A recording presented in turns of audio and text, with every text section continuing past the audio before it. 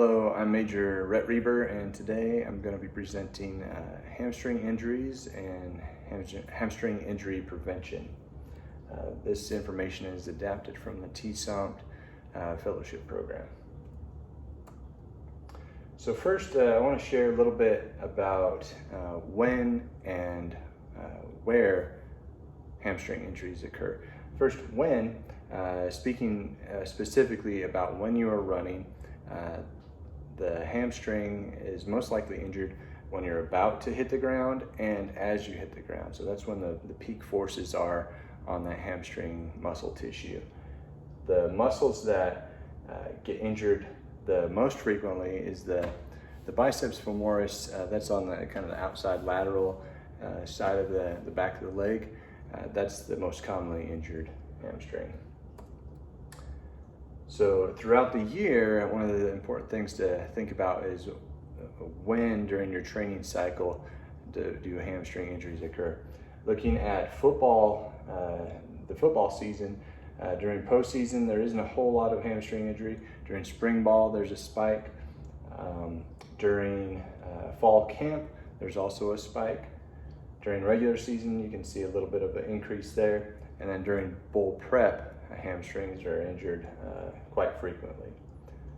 Now looking at active duty, when we get injured during pre-deployment training, during deployment, not during leave, and during just regular training is when the most common injuries occur. So some of the factors that lead into hamstring injuries are, some are non-modifiable and some are modifiable. The non-modifiable factors are increased age. So the older you are, the more likely you are to have a hamstring injury. And prior hamstring injury is the number one predisposing factor to a hamstring injury.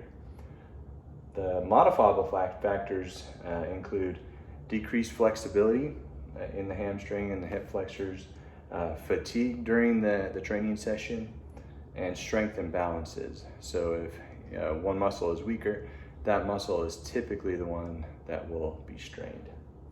So this leads to an initial strain injury, and if it's not rehabbed correctly, you'll have recurrent strain injuries. And the reason why you have this is because of weakness, scar tissue, and altered biomechanics or muscle patterns.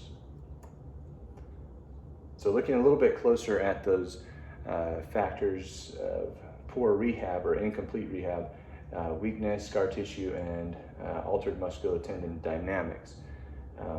So after an injury, you'll have adhesions and fibrosis, so the tissue sticks together, and that creates a weak, intense muscle, and that in turn will lead to more probable injury in the future.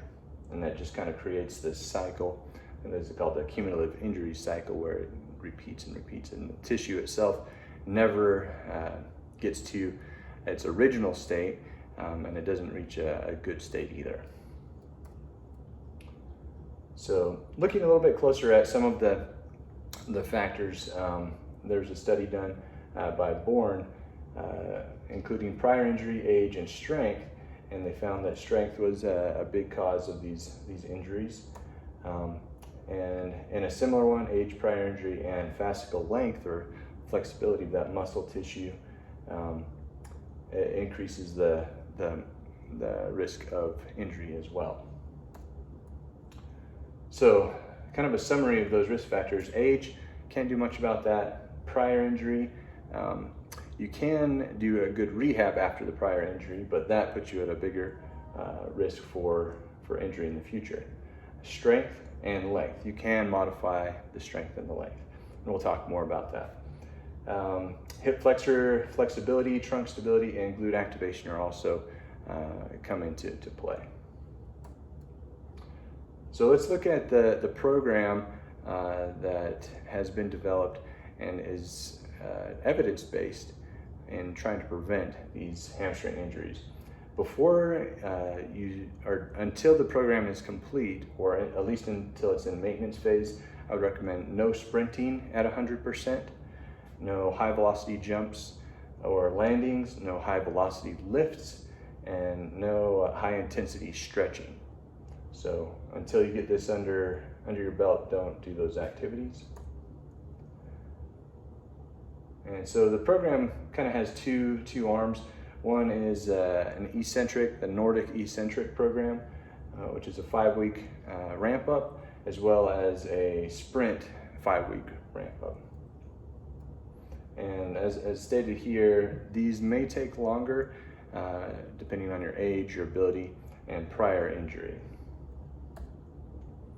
So looking specifically at the eccentric Nordic program, you may have seen this exercise before. You'll kneel on the ground, someone behind you will hold your ankles to the ground, and you'll slowly lower your trunk and your hips kind of in a single plane to the ground. Now at a certain point you won't be able to hold it up anymore, so you catch yourself on the ground. You push yourself up and then repeat. So the muscles are only active during the eccentric phase as you're lowering. They shouldn't be doing any work as you bring yourself back up. So you perform those. So the program is 1 through 5 weeks, and then 5 through 10 is kind of a plateau phase. And then after 10, you just do a maintenance phase where you just do the exercises once a week. So starting at week 1, you do 1 session per week, 2 sets for 5. You can see you slowly increase how many sessions you're performing each week, how many reps you do, how many sets you do each week, until you reach the plateau phase, and you end up doing 3 sessions a week, 3 sets, 12, 8, 10, and 8 reps. And then after the 10th week, you go into a maintenance program where you just do that 12, 10, 8 once a week. And that's what you need to maintain the strength and length of your hamstrings. They found that 7-day mark is typically when you start to lose the strength and the flexibility. So doing it once every 7 days is important in maintaining what you've gained. So next, I've adapted that program to the sprint programming, and you'll do basically the same thing. Weeks 1 through 5, you're building up, and then weeks 5 through 10, you kind of hit that plateau, and after 10, you do a maintenance phase where you're sprinting once a week. So starting out, you do 1 session a week, 2 sets of 3 reps, and you're sprinting 30 to 40 meters, 50 to 70% of your perceived rate of exertion, the PRE here. So the reason why you do that is you don't want your first sprint to be at 100%. So start out at 50% and you slowly build up during that session. And you can see you also start to build up as you go through the weeks. So the weeks 5 through 10, you're doing 50 to 100% of your PRE. So you're sprinting pretty quickly at the end of it.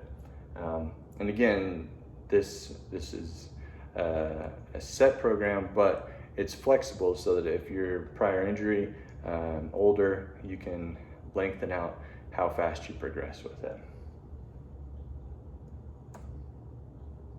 So those are the 2 arms, the eccentrics and the sprints.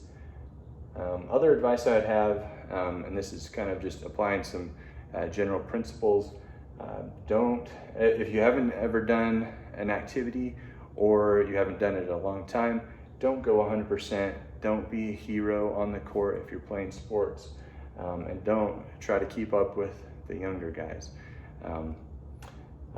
Also, some do's: do train for the sport. So if you love the sport, make sure you're training for it. Don't wait till the season starts before you start to prepare for it.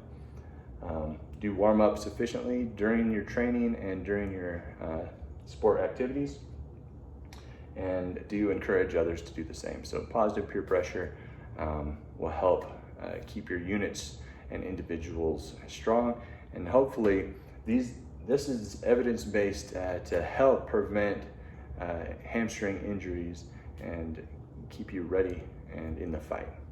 Thank you.